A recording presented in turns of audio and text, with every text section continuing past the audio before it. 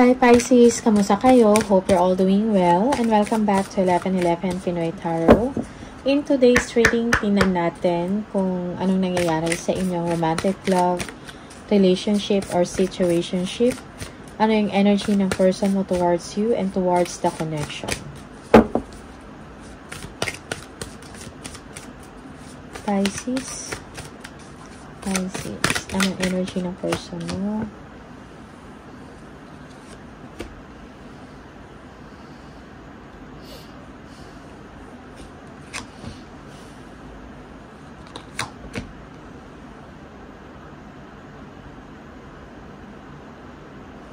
Okay. May mga kailangan kayong i-resolve na mga issues, no, about sa inyong relationship or about sa sitwasyon mo when it comes to heart. Okay? Yung iba sa inyo, meron kayong mga differences with your person. It might be that parang magkaibang mundo kayong dalawa. Alright? And siguro may malaking gap, no, when it comes to age or when it comes to finances. Siguro may kaya yung person mo or vice versa, or it's the other way around, no. Merong something na gustong i-reveal sa iyo yung person na to, pero he or she is just keeping it a secret. Okay? Okay, you don't know what to do, Pisces, or you are confused about the situation. You feel broken or shattered, something like that, no? Or maybe, yeah, or this is you, no? Parang may kailangan kang i-solve na issues. Something may unfinished business, no? About sa inyong sitwasyon, no? Or about sa situationship mo. Okay? When it comes to a love connection. Okay? Tingnan natin from the tarot. Pisces.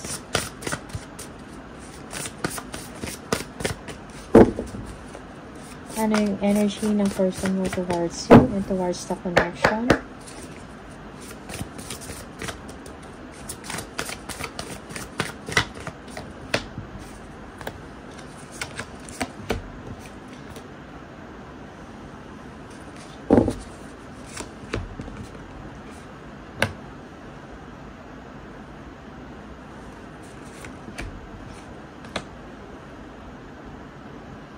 Okay.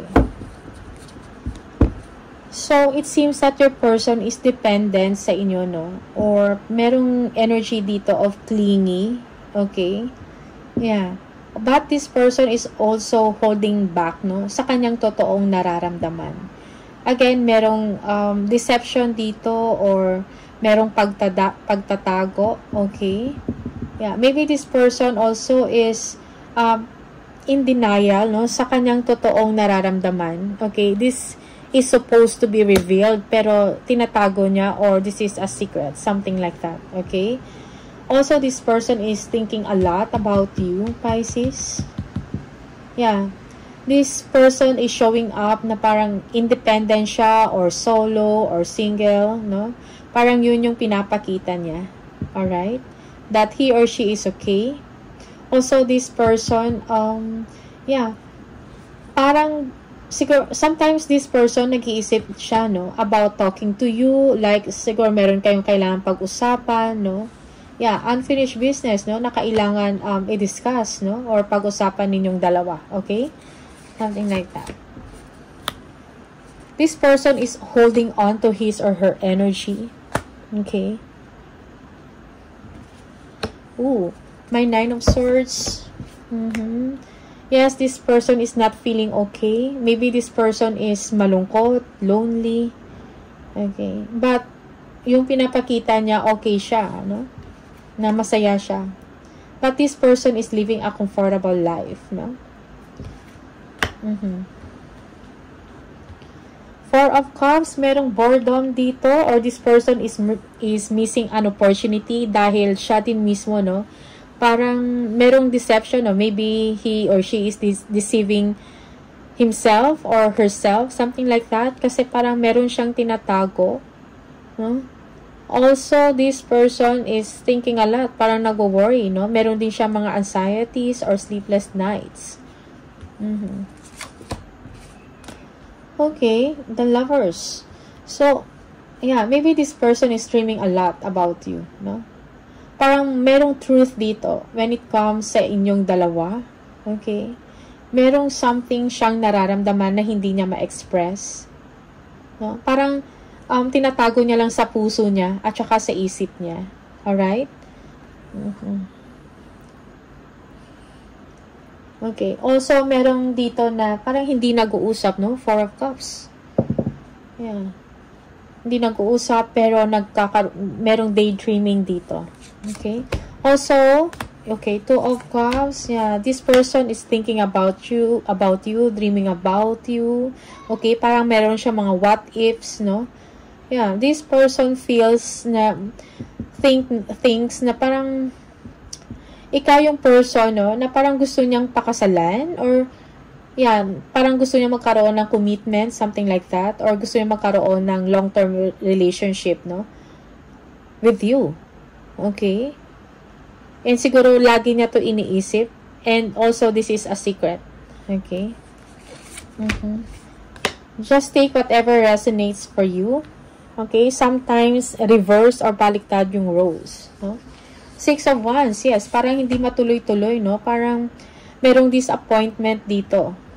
Okay? About the connection. Yeah. Lagi lang siya nag-iisip, no? Daydreaming, thinking about you. Wishing, hoping na kayo. Okay? Yeah, na may romance, something like that. Okay. This person has a special feeling for you, Pisces. Pero tago lang to, no? Parang hindi niya pinapakita. Okay? Pero, this connection is not that successful. Okay? It's not that, kasi parang may hindrance, no? Also, he or she is not taking action because of Four of Cups. Although gusto kanya, inspired siya, no? Pero walang action sa kanya. Okay?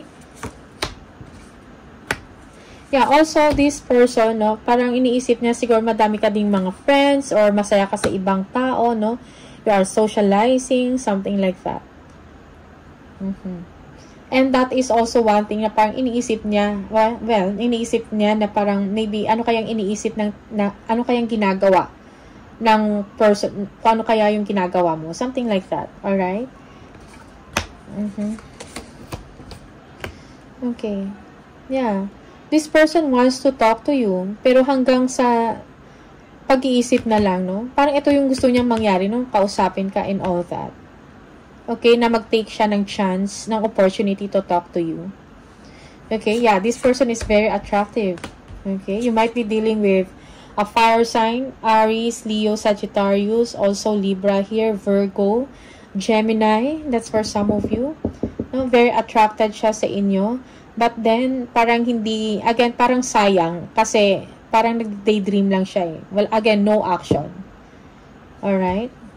Yeah, for this person, parang feeling niya parang this is not, parang hindi to yung tamang panahon, no? Para express or sabihin ko sa tao na to. Okay? Parang para sa kanya, hindi to yung tamang panahon or tamang oras para kausapin ko si Pisces, no? About sa nararamdaman ko sa kanya, okay? Yeah. This person is doing the right thing, no? Paano sa tingin niya yung tama. Okay, Eight of Swords, confidence. Kulang siya sa confidence, pero hindi niya makakaila, no? Na parang wish fulfillment ka para sa kanya. Masaya siya, no? That you are there. Masaya siya na nakikita ka or something like that.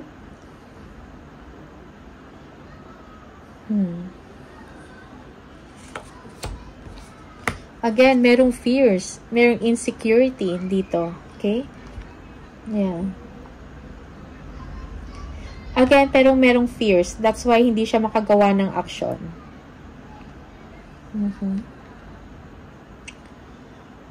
Parang fulfilled siya pag nandyan ka. Alright? Pero again, merong doubts, merong fears. Kung bakit may hadlang, kumbaga. Kung bakit hindi siya makapagsabi sa inyo or hindi kanya makausap or malapitan, something like that. Yung parang hindi niya ma-express kung anong tunay niyang nararamdaman. Okay, the Emperor. Okay. Maybe this person, no, may magandang trabaho or may mataas na posisyon sa isang trabaho, something like that. He or she is a person also na parang nakafocus din siya talaga sa finances niya, sa structure, sa trabaho. Okay? He or she is a decision maker. Gusto niya maayos ang lahat, parang walang problema. Okay? Parang okay lang sa kanya na parang siya yung mag-sacrifice a little, no? Para sa pangkalahatan. Okay? Again, 5 of Wands. Merong conflict sa kanya. Competition also. Okay? King of Pentacles. Siguro malaki yung gap, age gap ninyong dalawa dito. Also, he's a person na he or she is may yaman or rich, no? Maybe he or she is a consultant, no?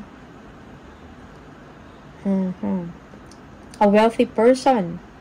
Also, loyal na tao. Okay? Yeah, also, he is the person na parang gusto kanyang protektahan, no? Thinking about, iniisip niya yung sarili mong kapakanan. Pisces. Okay? Wala siyang peace of mind. Thinking, waiting for you.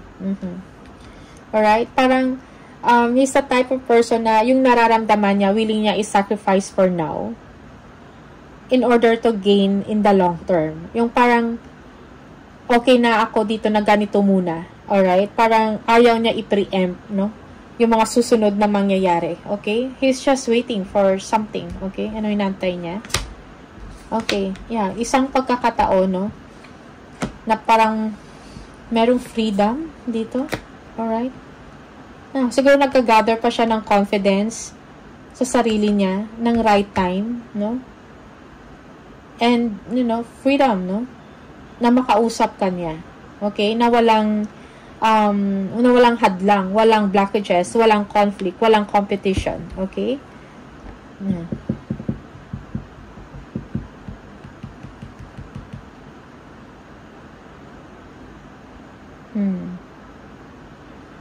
For some of you, your person thinks that you are a person na parang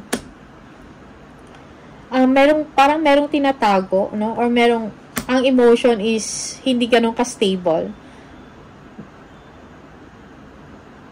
Okay? Merong up and down sa inyong emosyon or sa inyong sarili, or you are thinking too much about a situation. Yeah.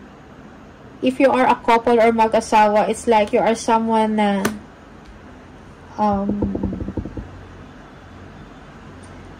parang laging may arguments or petty arguments or conflict na nanggagaling sa'yo. Okay? Yan.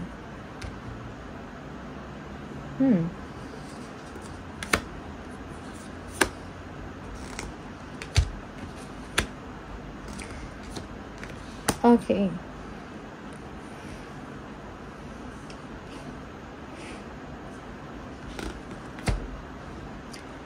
Okay, for some of you, this person is thinking about a separation. No? Yeah, maybe meron siyang mga past, no? Or merong past issues na hanggang ngayon, for some of you Pisces, parang hindi nyo makakalimutan. Okay? Yeah, yung iba sa inyo merong cold treatment dito or hindi nag-uusap, no? That's for some of you. Okay.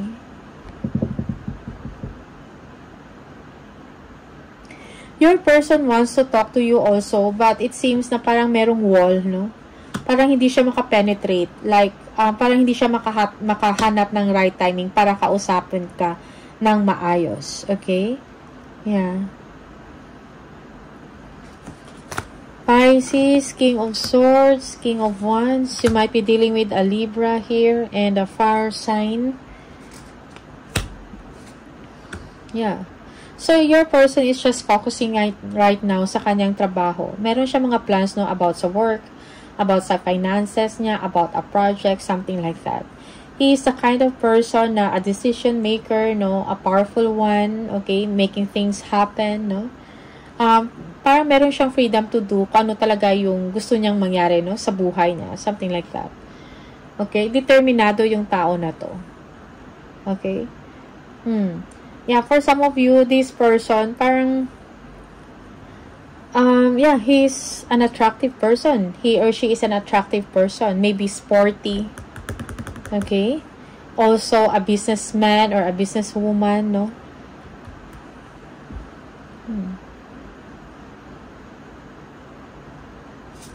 Okay. Secret, again, this person wants to pursue you in secret. Okay? But, he or she feels na parang this is a toxic, hindi, kumbaga, komplikado, hindi ganun kadali, no? Yeah. Yung sitwasyon ninyong dalawa, no? And merong tendency dito that this person may walk away dahil siguro too much na yung kanyang naiisip at nararamdaman about you. Okay? That's for some of you Pisces. Yeah. So, this person knows, no? Paano niya i-handle yung isang situation. Alam niya kung ano yung mga negative effect and kung ano yung mga dapat gawin, yung mga positive effect nito. Something like that. Also, this person knows how to give solution, no? Kung mayroong mga problema, no? Or kung sa inyong relationship or sa inyong connection, no? Parang siya yung person na responsible, mapagkatiwalaan mo, no? That you can depend on, alright? Also, this person is an achiever, a go-getter, okay, confident, alright? But when it comes to heart, or when it comes to the matter of the heart, parang hindi siya ganun ka-strong, no? Yeah. Parang lagi lang siyang nag-iisip, wishing, hoping. But then, para sa kanya, parang hindi siya makapag-pursue. Parang wala siyang lakas or kakayahan to face you or harapin ka, kausapin ka, express yung kanyang nararamdaman. Okay? Yeah. That's for some of you, Pisces. Tingnan natin. One more. Okay, you might also be dealing with a Sagittarius here. Okay. Yeah, so parang tinitemper niya na lang yung kanyang nararamdaman, no? It's like he or she is loving you from afar, no? Mahal ka, parang, yeah, gusto ka niya talaga, attractive siya, but it seems na parang hindi siya makalapit sa inyo, no? Knight of Cups in a challenge position. Okay? Yeah, so parang, kinokontrol, binabalanse niya na lang yung kanyang emosyon, kinokontrol niya na lang yung gusto niya sa inyo. Alright? And parang nakafocus na lang siya sa kanyang achievement, kung ano yung mga kailangan dapat gawin, okay? But this person really, no, parang gusto niyang mag-align, no, na magkaroon kayo ng bonding. But then again, para sa kanya, this is not yet the perfect time or the right time, no, para magkaganon kayong dalawa. This person is waiting, hoping for, no, sa tamang pagkakataon or sa tamang tiyempo, okay? Yeah, you might be dealing with a Scorpio also. Yeah. Also, this person, parang madami din siyang mga, hindi lang ang sarili niyang kapakanan ang iniisip niya, but also ikaw. Okay? Parang stable, no? Ang kanyang feelings, no? Or ang kanyang emosyon. Stable. Alright? Yun lang, parang naano lang siya, natatameme or parang ganon. Okay? Siguro nagka-gather lang din siya ng lakas, no? Nag-aantay ng tamang panahon para umaksyon towards you, Pisces. Yeah. Okay. Yeah, for some of you, this person, parang meron din siyang mga hindi magandang past na relationship. Okay? Yeah. Maybe this person is separated, no? Separated siya. And now, he or she is thinking about a relationship, pero hindi mo lang din makikita sa kanya, no? Kasi parang from the outside, parang ang cold ng aura or hindi siya ganun ka-interesado sa mga romance or something like that. Okay? But deep inside, he is a loving person. Okay? Kinokontrol niya lang, kumbaga, ang kanyang nararamdaman. Okay? Alright. So, tingnan natin. Additional messages for Pisces. Pisces.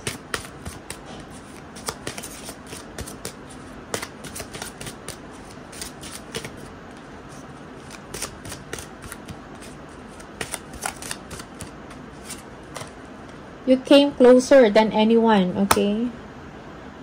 You came closer than anyone. Parang mas naging malapit ka sa kanya kaysa sa ibang tao. Or, it's the other way around, no? Parang yung ibang tao hindi makalapit sa kanya. Ikaw lang ang nakakalapit sa kanya. Something like that, no? Na energy. Alright.